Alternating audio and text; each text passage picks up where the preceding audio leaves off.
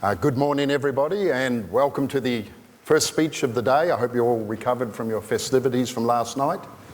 I just would like to give an update on Moneta Gold. We've had another very busy year, some major steps in the progress of our company. Remember, this is a Timmins-based company. It's been based here since 1910. This company's been around a long time. It's a local company based here. Our head offices are here, and we're putting together and advancing what is a major gold project here in the camp. We're listed on the main board of the Toronto Stock Exchange under the ticker ME. We're also on the OTCQX and the Frankfurt Stock Exchange. Today I'm going to present our flagship project, the Tower Gold Project, which occurs about 100 kilometres east of Timmins. I do point out there are some forward-looking statements here for the audience.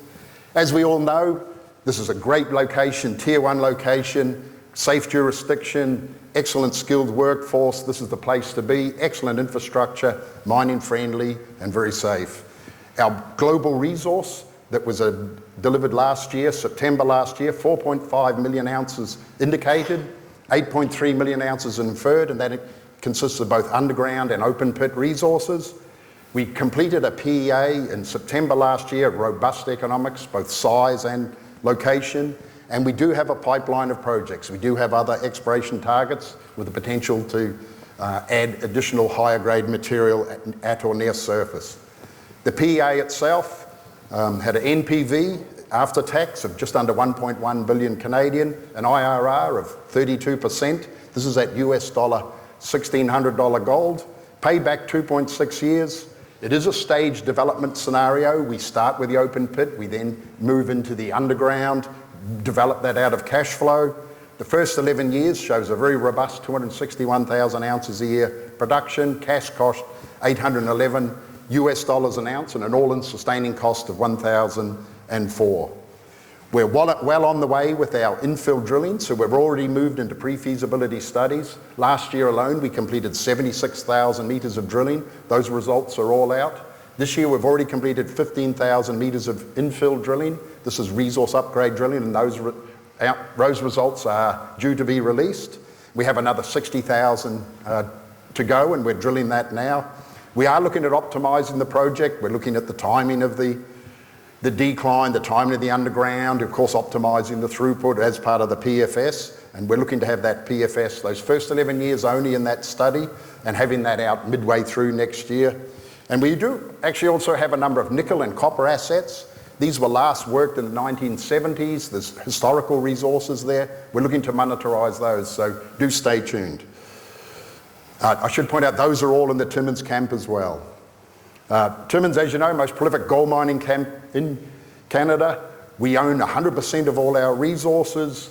We own both the surface rights, the underlying mining rights, and I really don't need to talk too much more about Timmins because we all know the reasons why we're here and what a great location it is. We have 121 million shares outstanding, 26 million in cash. We have a very robust and institutional ownership. Many of the big gold funds, Toronto, many of the big gold funds in the US are in there, so they're very, very solid shareholder base, and we have very good analyst coverage. We've put together over the last year a highly experienced, successful and motivated project delivery team. Many of them are here at our booth here today, so please feel free to go and talk to them. We're looking to move the project forward and move it forward successfully. Also a very diverse and highly skilled board. The project itself, the Tower Gold, 100 kilometres east of Timmins on Highway 101, just east of Matheson. It's between the Black Fox and the previous Holt Holloway operations. We own it 100%. We're the major landholder in the eastern part of the camp. We do have a major joint land ownership with Agnico as well. West of the camp are our nickel and copper projects. So those are the assets we're looking to monetize, but our main focus is of course the gold project. From an ESG viewpoint, we'll be having our inaugural 2022 ESG report out this first half of this year. We're looking to submit our initial project description in the Q4. That will start the permitting process. We'll have the environmental baseline all completed by the end of this year. That's all been done by Blue Heron, Timmins-based organisation. We're moving ahead with that. We've got developing relations and have exploration agreements in place with Abitibi and Assiniboine, the Wabun Tribal Council First Nations. We're finding no species at risk, no endangered habitats, so we're fairly confident of moving that environmental impact study through and having the formal study in next year. And of course, we're looking to be on the grid, low carbon power. We have a significant amount of wetlands, and we'll also be buying a significant amount of ultramafic rocks, all carbon captures. Project itself occurs immediately adjacent to Highway 101. It's composed of two large sedimentary basins, banded iron formation related, the Garrison Basin. There's the three open pits there, John Paul, 903 and Garcon. And in the Golden Highway portion, two open pits and two large underground operations. I do point out Garcon has been historically mined. There's two historical pits there, had a grade of 1.55, recovery at the nearby Holt Holloway mill of 96.5% recovery. The company over the last 5 years has extensively extended the resources. Most of this has been through organic growth. There was one acquisition, 2021. We acquired the Garrison project from O3 Mining. They're now a major shareholder of us. They're a very good supportive shareholder, and that added the Garrison project, which is our starter pits in the project scenario, in the development scenario. This shows the first 11 years. We start in the Garrison area, 5 years of mining open pits there. There's just over 1.2 million ounces in the open pits there, at a grade of over 1 gram. We use the cash flow, develop the underground decline. We have the two large open pit underground deposits, west away and southwest, about 0.9 million ounces there at a diluted grade of 3.4. Year 6, we start the open pits in the Golden Highway area. There is some pre-stripping to done. That is to be done through cash flow in years 5. We move into there in year 6 and then progressively move through those open pits through years 6 through to 11. The PEA itself was done at US dollar 1,600 gold price, a 0.78 exchange rate. That is 1950 Canadian dollars, significantly below the current price at around just under 2,600.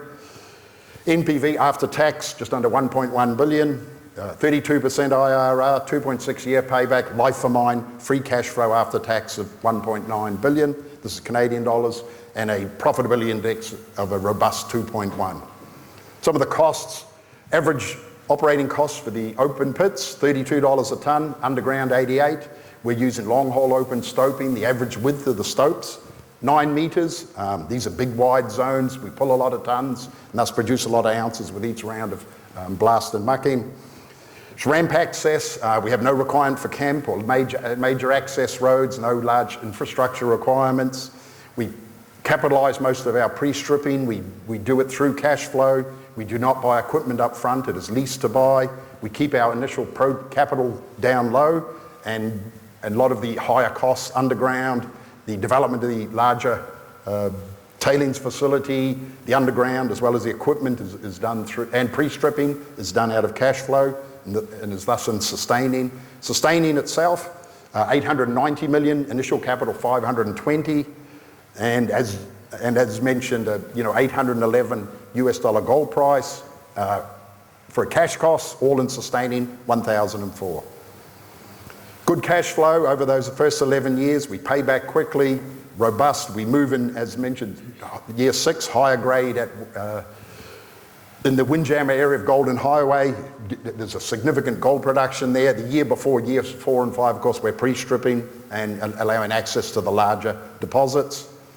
Sensitivity-wise, the project is not as sensitive to capital or operating costs as it is to the gold price. Today's gold price, we have an NPV of well over 2 billion, 52% IRR and a 1.6 year payback. And the project is robust all the way down to $1,300 gold. It still pays off in a respectable number of years and has a double-digit IRR. The first 5 years, Garrison, as you can see, it's 2 open pits there already, stockpiled ore. The pits of 903 and Garcon form the starter pits. Those first 5 years, just approximately 2 million ounces, just over a gram, 88 to 90% recovery. We then transition after pre-stripping into the Golden Highway area. We've developed the declines. As mentioned, we are looking at optimising the timing of those. and we move through the larger deposits at Golden Highway. Gold profile, we ramp up the underground over 3 years. We mine Garrison 5 years. Year 6, we're transitioned into Westaway deposit at Golden Highway, and then maintain that underground through for those 10 years. We see about 100,000 ounces coming from the underground, and on average about 150,000 from the open pits. And as mentioned, we are optimising that mine plan. There are a number of upside opportunities here on this project. There's a significant amount of historical core was never sampled in our current resource base and thus mine plan. Where those drill holes intercept, there's no ounces, 0 grade, and thus 0 ounces. It is considered to be waste. We have given some guidance on that. We have more to come. We're sampling that core and intersecting some significant zones in areas thought previously to be unmineralised. So a very good conversion of waste to ore there. We're extending, drilling out some higher grade zones in and around the pits. We'll be updating our geological models. We've already completed the drill out of the 903 zone. Remember, that's one of big part of our initial starter pits. So we've updated the geology there. We're running those numbers now. We have a number of historical holes that were not included due to a lack of QA/QC. We've subsequently located the original assay certificates. Those have been submitted into the database. Those will again add drill holes that were not used in the last resource. We're optimising the throughput rates. We're optimising and we'll be reviewing the metallurgical test work. We used a conservative 91.3% recovery. It includes the gravity circuit, and remember, this is very quick leach time, no acid generation potential, no deleterious elements. We saw from the original Garcon open pits 96.5% recovery, so we think there could be potential upside there. We're doing, of course, the geotech to optimise pit slopes, as well as looking at the plant site layout and as mentioned, the timing of that decline and the large capital investment there. This slide shows just a summary of the infill drilling. This was all completed last year, the 76,000 metres. We initially started Westaway, southwest, underground resources. We drilled out a large part of the Windjammer area. This is infill, and then last year we've completely infilled the 903 area, so that is now ready for resource update. Summary there, good zones, wide zones, confirming zones, extending zones, de-risking the project. And as mentioned, we have 75,000 metres underway, of which 15,000 is already completed. From a valuation viewpoint, we're trading about $6 an ounce. We have a very large resource. There's significant upside for investors here to gain value from this. From re-rating as we move through PFS, we're trading at 0.23 of NAV. Again, significant upside due to our peer group. This peer group is the North American gold developing companies.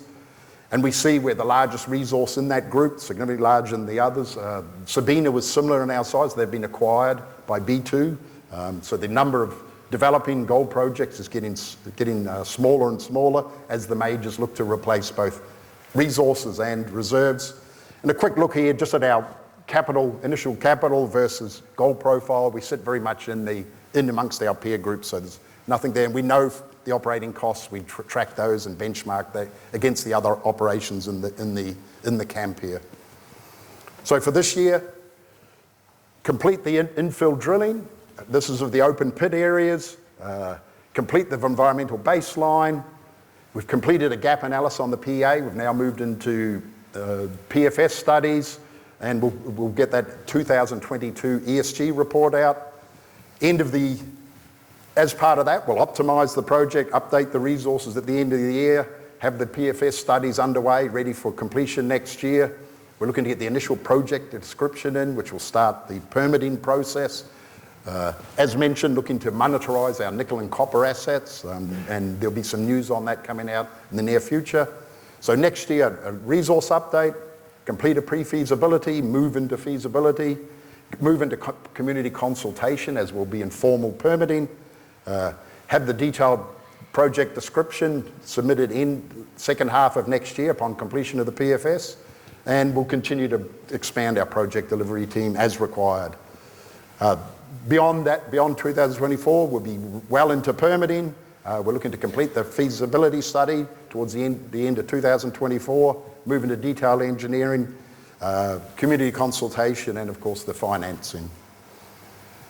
Now on that note, I'll hand it over to questions to the floor.